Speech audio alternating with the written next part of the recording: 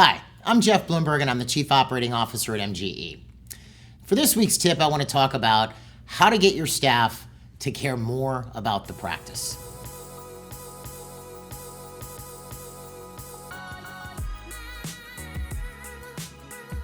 How can I get my staff to care more about the practice?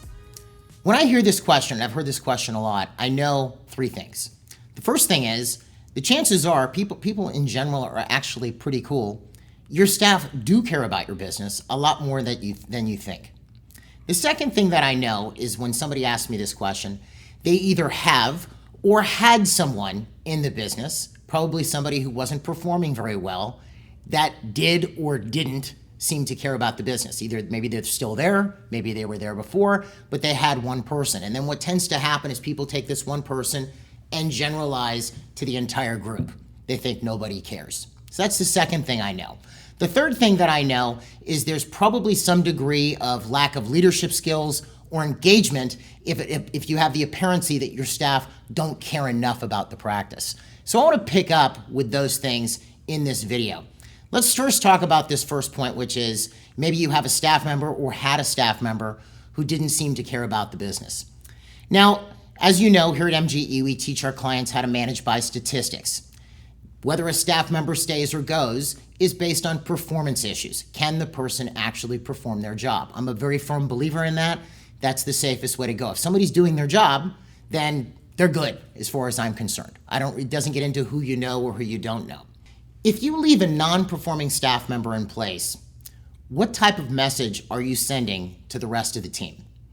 Let's say you have a receptionist who does a poor job, loses new patient calls, upsets patients, maybe they do a little bit of scheduling and mess that up when they do it, and despite your efforts to correct them, nothing seems to change. Well, what's going to happen to the business? Your production's going to be lower, you're going to have all kinds of expensive time and effort being spent by other staff members to sort of clean up this mess. So paint that scenario for a minute. You're allowing this to continue. So what message are you sending to the rest of the team? You're basically sending the message that this is okay. It's okay to be this way. It's okay to act this way in the practice. So don't be surprised then if other people on the team pick up on this and start acting that way as well. It starts to spread. I jokingly call it a staff infection. Everybody's supposed to laugh when I say that, but it's not that your staff are bad, it's just the precedent you're setting is that it's okay to not perform. So then it starts to affect the rest of the team. It'll affect team morale and obviously affect productivity. Going back to this big issue of how do I get my staff to care more about the business, when you're looking at the staff as a whole, that's usually not where the problem is. It's usually an individual person. Do you see?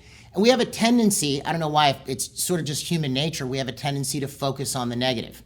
If you see 20 patients a day and 19 of them are great, but one person's a real jerk, who is it that the front desk is talking about the rest of the day? Who are you talking to your significant other about that night? That one person. Nobody's focusing on the other 19. So you have this one person who's a problem, and then it becomes everybody. As opposed to being able to look at it and go, okay, I have 10 staff, but this one over here isn't performing very well. So obviously the first thing is if you have a staff member there who's a problem, isn't performing, isn't doing their job, you need to confront and handle that because you're not only just affecting yourself, you're affecting overall team morale and you're sending a bad message to the rest of the team. And I'm going to make one last additional comment on this. This also applies to patients, all right? We've all heard the customer is always right. Okay, and to a degree, there is some truth in that. But what if you have a patient who's nasty to the staff, maybe nasty to the front desk, but nice to the doctor, right? Is very rough on your team, gives your hygienist a hard time or your receptionist a hard time, and you stand back and you do nothing about it. What message is that sending to the rest of your team? It's not a good one. This doesn't just apply to staff. If you have a patient, you can't allow them, that's a problem. You can't allow them to run roughshod over your team. You need to address this with this patient and handle it accordingly. If you're going to end up dismissing this patient, the only thing I would say is follow the rules and regulations as laid out in your Dental Practice Act. And you might think, wow, this would be bad for business. Not true. If you look at the schedule the next day and there's someone on that schedule that makes you not want to go to work, you know you have a problem, you're just not dealing with it. It's time to wake up and actually deal with it. So that's the first point. The next point is engaging your team. This is a leadership thing, getting your staff to become more excited so that they perform at a higher level. Well, here's 5 simple things you can do to get your staff more engaged. The first thing I would tell you is you have to hold yourself to account. We've all heard the term lead by example, and I don't mean to just give you an empty saying, but there's some truth to that. Are you on time? Do you show up regularly for meetings? Do you do what you're supposed to do from your particular hat that you wear? You should be beyond reproach. You have to hold yourself to account. If you hold yourself to account, then people aren't going to have the hugest problem with you holding them to account. Where they are going to have a problem is you don't, discipline yourself at all, and then you get on somebody about not doing their job. It's a bit hypocritical. You don't want to do it. So that's the first thing. All right, the second thing is this just a job, or is there a bigger purpose associated with it? You probably have a mission statement. A lot of people do. But do you really use it?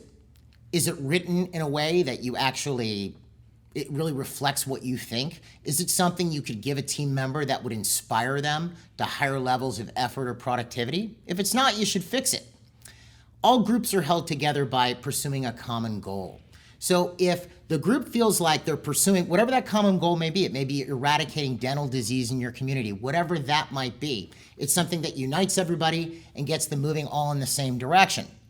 And beyond that, not just the philosophical aspect of it, people have to see tangible accomplishment in the real universe, like in reality. So if the goal is to eradicate dental disease, then your staff should see examples of this actually happening.